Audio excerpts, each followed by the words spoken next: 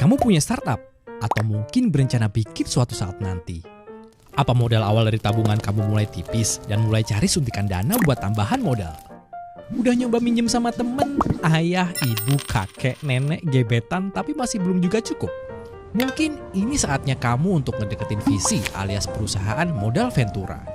Tapi biar peluang dapat duit dari visi makin gede, nggak ada salahnya kalau kamu mulai sekarang memahami bagaimana cara kerja visi seperti apa. Visi adalah perusahaan yang bisa melipat gandakan dana punya para pemilik modal. Tapi caranya bukan kayak Dimas Kanjeng Taat Pribadi yang sekarang malah berakhir di bui. Mereka ngumpulin duit dari para pemilik modal yang terdiri dari berbagai macam entitas. Ada perusahaan kaya raya, lembaga yang ngumpulin dana pensiun, hingga konglomerat tajir melintir yang bingung duitnya mau dikemanain. Para investor yang mempercayakan modal masing-masing ke visi itu disebut limited partner alias LP. Stop.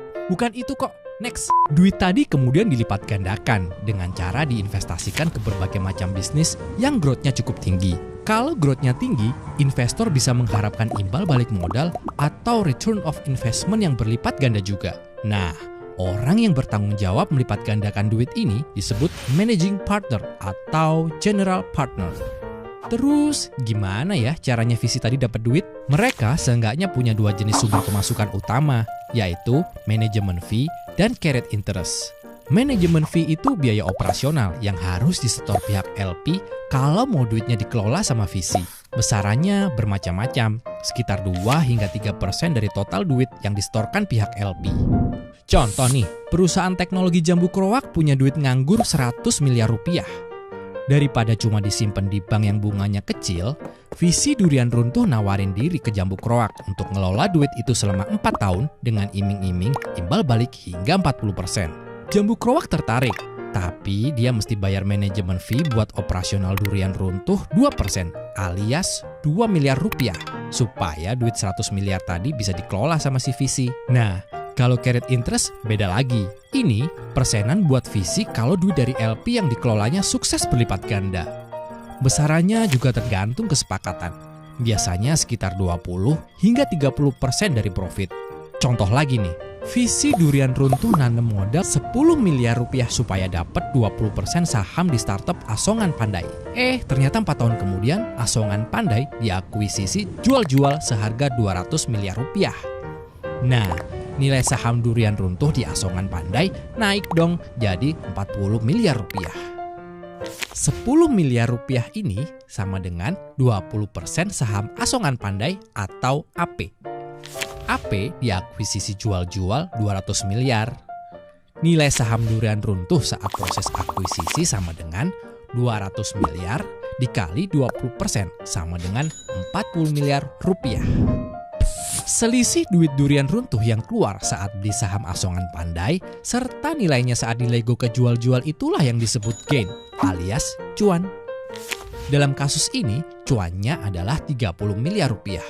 Nilai saham saat diakuisisi dikurangi nilai saham saat dulu beli itu 40 miliar rupiah dikurangi 10 miliar rupiah sama dengan 30 miliar rupiah cuan. Wow. Nah, dari cuan itu, nggak semua jadi milik Jambu Krowak. Durian Runtuh sebagai visi membebankan carried interest 20% dari gain. Berarti, duit yang disetor ke Jambu Krowak adalah 24 miliar. Sedangkan 6 miliar jadi pemasukan Durian Runtuh. Mantap kan? Makanya, visi yang udah jago investasi biasanya bakal nawarin LP dengan manajemen fee yang kecil, tapi carried interest-nya justru gede. Lalu, kapan visi harus balikin duit ke LP? Macem-macem, dan lagi-lagi tergantung kesepakatan kedua belah pihak juga. Nah, jadi jangan heran kalau akhir-akhir ini promo dari startup semakin seret. Nggak kayak dulu lagi. Salah satu alasannya ya karena startup udah ditagih sama visi masing-masing buat balikin modalnya, plus cuan yang udah dijanjiin di awal.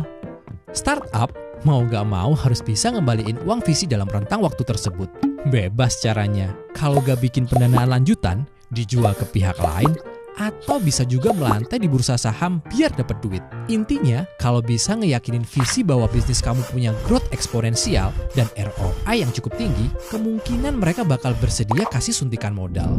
Buktinya, sejumlah visi mulai investasi ke bisnis kopi kekinian seperti kopi kenangan, Fore Coffee, lalu startup kebugaran seperti Fit Company, Ploton, dan makanan sehat seperti Sweet Green dan Greenly, dan lain-lain.